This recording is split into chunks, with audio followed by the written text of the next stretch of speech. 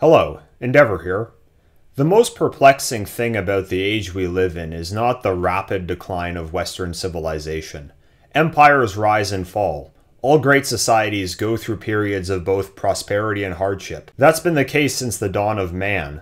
What is most puzzling is not that we're in an era of decline, it's that all major institutions, governments, media, corporations, universities, are not only doing nothing to stop the decline, but relentlessly trying to facilitate it. Western governments are in the process of mass importing record numbers of migrants from the Third World. It's gotten to the point that they need to rent out entire hotels just to find somewhere to put them. Hordes of migrants either pass through the US-Mexico border or cross the Mediterranean Sea into Europe day in and day out with the assistance of governments and NGOs. In addition, legal immigration is also at record high levels. Along with demographic change, governments and corporations are intent on pushing their native white populations out of positions of power in favor of non-whites. The media and education system are deliberately demoralizing the masses with a ceaseless anti-white propaganda campaign and actively promoting every destructive lifestyle imaginable, such as homosexuality, transgenderism, and prostitution. Law enforcement is being made increasingly permissive of substance abuse and being made to turn a blind eye to non-white criminality. While these Western countries are embarking on a campaign of ethnic replacement, they are simultaneously pushing ahead with implementing their Agenda 2030 Sustainable Development Goals. This involves kneecapping key industries, deindustrializing Western countries, and dramatically reducing the quality of life in the West. This also involves a radical change in the role technology plays in the economy and our day-to-day lives. In 2020, the living meme Klaus Schwab of the WEF famously called for a great reset to reshape the economy and our way of life in wake of the pandemic with sustainable development as a priority. The fourth industrial revolution, as Schwab has dubbed it, is to involve new and innovative technologies such as artificial intelligence, gene editing, cloud computing, 3D printing, and augmented reality playing increasingly important roles in industry and daily life. The divide between the digital and physical realm is to be blurred as humans are integrated into a globe-spanning technocratic grid, which some have called the Internet of Things. It doesn't take a genius to see a massive contradiction in all of this. The powers that be want this high-tech, fully automated, eco-friendly future while they are simultaneously implementing social policy which will make such a future impossible. Earlier this year, Harold Robertson wrote an article titled "Complex Systems Won't Survive the Competence Crisis." In it, he documented the decline of human capital in the United States, how affirmative action policies have brought this about, and the negative impact that this has had on the infrastructure of the country. He argues that simply maintaining the current infrastructure of the United States, let alone actually improving it, will be extremely difficult in the coming decades due to this self-inflicted decline in competency. This trend can be seen across the Western world. In Europe, North America, and Oceania, governments are deliberately shifting the demographics of historically white majority countries to resemble that of the Third World. Furthermore, these foreigners are being artificially promoted into positions in which they would be responsible for upholding the intricate systems which a first world society depends on. Bloomberg recently released a report which showed that in 2021, following the anti-white mania of BLM the year prior, 94% of new corporate jobs in S&P 100 companies in the US went to non-white candidates. White people form 57.8% of the population of the United States and significantly outperform both blacks and Hispanics in metrics such as IQ and academic achievement on average. Asians perform slightly higher in these metrics, but only make up 5.7% of the population. The only explanation for why so few white candidates are being hired by these companies is that they are deliberately being passed over in favor of non-white candidates, regardless of competence. And this is happening in companies like Apple, Google, and Amazon, the private wing of the public-private partnership. These are the companies which are supposed to lead the way to the fourth industrial revolution, yet they're purposefully reducing the quality of their own human capital solely for ideological reasons. It's also clear that the public sector is going down a similar path, seeing as the same anti-white policies in place in corporations are also in place in the US government. It's also safe to assume that the phenomenon of declining human capital, which is well documented in the US, is also going on in other Western countries such as France, the UK, and Canada. To get an idea where such a decline in human capital will lead, we can look no further than South Africa. After 30 years of ANC rule, South Africa, a country which once had world-class infrastructure under white minority rule, is now having difficulty keeping the power on. South Africa has the most extreme affirmative action laws in the world, which severely limit white South Africans' opportunities in education, employment, and private business. I discussed further lessons which can be learned from South Africa in my article from earlier this year. South Africa can give you an idea of the trajectory which these egalitarian delusions have set Western countries on. Yet, while quite deliberately setting this course, the same set of elites are also attempting to pull off a massively ambitious restructuring of society to make it vastly more reliant on complex technocratic systems. They want this high-tech, environmentally sustainable future in which the majority of humans will be increasingly expendable. Yet they are devoting a huge amount of resources to bringing in a biomass which would be nothing but an enormous liability for the system that they want. It's as if on the one hand, they want to create a society resembling the Jetsons, while on the other, they're turning the West into a favela. So what is really going on here? I've spent years trying to understand the logic behind this. I've formed countless theories about how this is a Machiavellian scheme for total control, only to have those theories fall apart and replaced by new ones. From a rational perspective, it makes absolutely no sense. But here, I want to explore this from a somewhat different angle, which might shed some light on the thought process behind the seemingly irrational actions of the elites. Rather than this being a calculated plot which will fit together like a jigsaw puzzle once all the pieces are in place, there might be something else going on here. And I think that can be explained by a simple concept from both economics and psychology 101 known as the sunk cost fallacy. The sunk cost fallacy occurs when someone considers unrecoverable past expenditures put into a venture when deciding how to proceed further, when they really should only be considering future returns. Imagine you started your own business 3 years ago, and over the course of those 3 years, you have lost $30,000. Some would be tempted to push on with the business, not wanting the time, money, and effort that they have already put into the business to go to waste. In reality, this is fallacious thinking because that time, money, and effort is sunk cost. It cannot be recovered. The only thing which should factor into your decision on whether or not to remain in business is the potential for future profit. If it doesn't look like the business will be profitable in the future, the correct decision would be to go out of business. Staying in business on the basis that you don't want to allow your past expenditures to have been for naught would only result in additional time, money, and effort being wasted. The sunk cost fallacy is not only relevant to business, but any kind of venture. Another situation where this could be applicable is in war.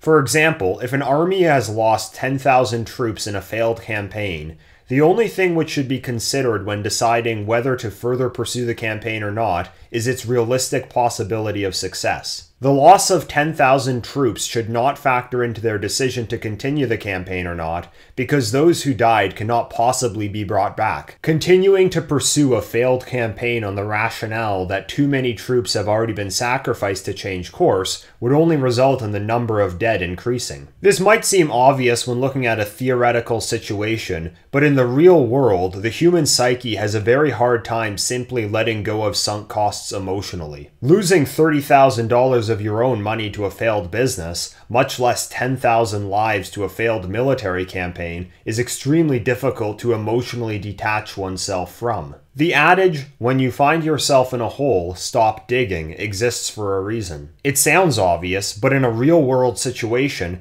people often commit themselves to one course of action far beyond the point when it is clear that it should be abandoned. And it's because they are falling prey to the sunk cost fallacy. So how does this relate to the state which the world finds itself in today? I think that the actions of the elites are not so much based on a meticulously thought out plan, but a vision. The pervading vision of the intelligentsia resembles a mix of Star Trek and John Lennon's Imagine. A borderless, globalized world in which all human differences have disappeared, and all can share in the prosperity brought about by technological innovation. While there certainly are agendas in place to try to bring that about, I don't think there really is a realistic roadmap to getting there because such a world is a utopian pipe dream which doesn't accord with the realities of mankind. But the actions of the elites are motivated by a desire to create such a world, regardless of how unrealistic that might be. How does greatly reducing law enforcement's ability to police diverse, crime-ridden urban areas help bring about the fourth industrial revolution? It doesn't.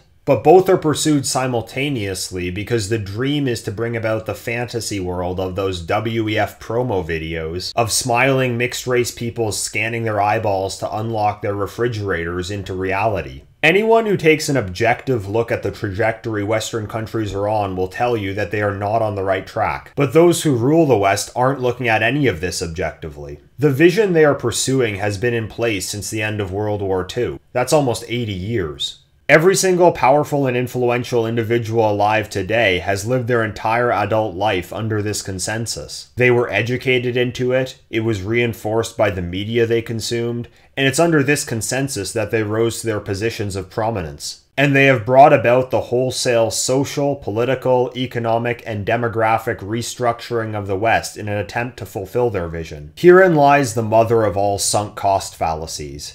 If you were at the helm of Western civilization right now, the correct decision would be to acknowledge that things are headed in the wrong direction and change course. The ambitions and efforts of the past 80 years should not factor into that decision because all that expenditure cannot be recovered. Further pursuit of such aims under the rationale that too much effort has been put into them not to see them through will only make the situation worse. However, for our elites, to abandon pursuit of this dream would mean to admit that the values that they've always believed in, the foundations of the world they've lived their entire lives in, and the direction they've taken the West in have all been wrong, and that would be extremely difficult for anyone to have to do. So they stay the course and things continue to get worse. The question is, how far will they go before reality forces them to rethink this all? Those who fall victim to the sunk cost fallacy are known to make disastrous expenditures in their attempt to prevent past efforts from being lost in vain. Sometimes they can even make their situation several times worse in this futile pursuit. And we aren't just talking about money here, or even the lives of soldiers in an army. This is about the entirety of Western civilization. So it's quite worrying to imagine what irrational decisions could be made in a desperate attempt to hold on to the dream of the globalized, egalitarian, technocratic world, and the destruction that could wrought. Unfortunately, the answer to the question of how much more are the elites prepared to sink into this project before they admit it was a failure is more than they already have. Lampedusa is still overflowing with Africans waiting to get to Europe. There is still a constant and unopposed flow of migrants into the US across the border with Mexico. Corporations and government agencies are still purging their white employees in favor of less qualified non-white candidates. And while all of this is in process, they're still trying to push ahead with the implementation of their digital control grid and sustainable development goals. So far, nothing would suggest that the elites are soon going to stop and rethink this all. However, there is something else to consider which is a greater cause for optimism. That is that the elites believe in this vision to varying degrees. Some really are dyed-in-the-wool true believers, motivated either by delusional quixotism or resentful malice. But there are also those who are not as ideologically committed to the current zeitgeist, but have gone along with it in order to attain high-status positions within the elite class. It's these types who would be confronted with another question. What is more important?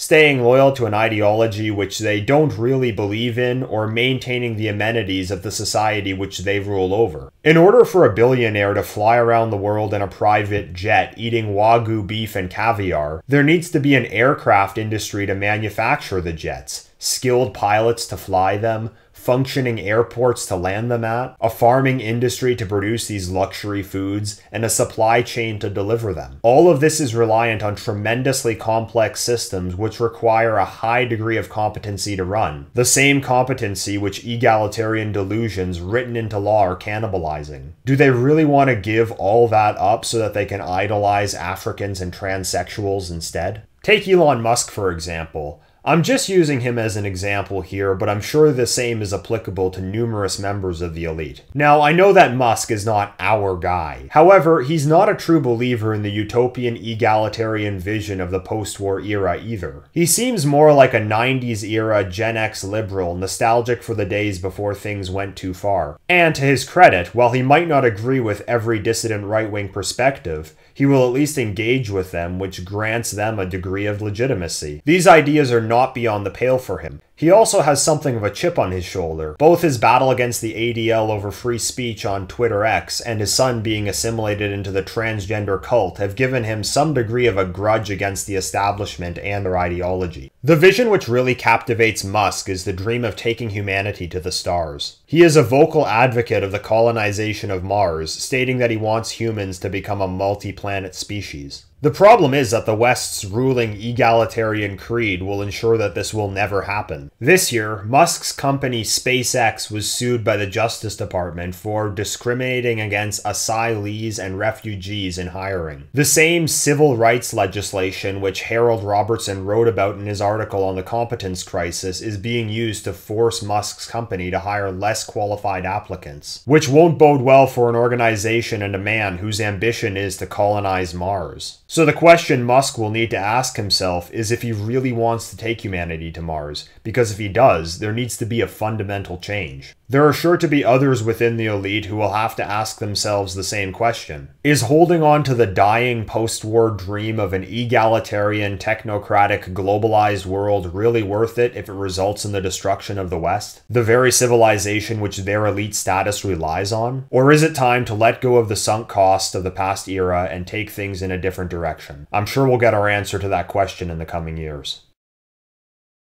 If you enjoyed this video, please like, share, and subscribe. You can follow me on Twitter or Telegram, and you can also subscribe to me on Substack where I post exclusive content. If you'd like to make a donation, Substack is the place to do that. All links are down below. Thank you for listening. Till next time, Endeavor.